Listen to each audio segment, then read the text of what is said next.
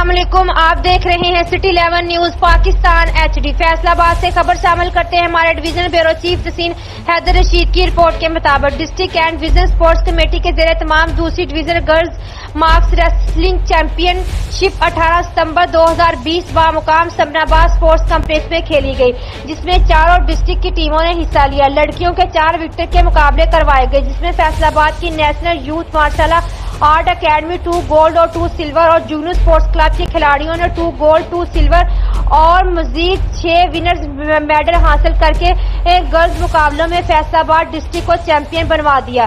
जंग की टीम ने दूसरी और टोबा की टीम ने तीसरी और चन्योट की टीम ने चौथी पोजीशन हासिल की, जिसके मेहमान खुसूसी district sports officer madam Sajida Latif, madam Nasra Kafeer, सदर Jugnu sports club Pakistan Mrs Abdulsattar Niazi, Hafiz Azhar Mehmood, सदर PCF Majid Bhatt, secretary general martial art association Mohammad Shahzad, secretary general मार्स wrestling Atif Nami Malik, secretary general wrestling association और दीगर भी हमरा थे।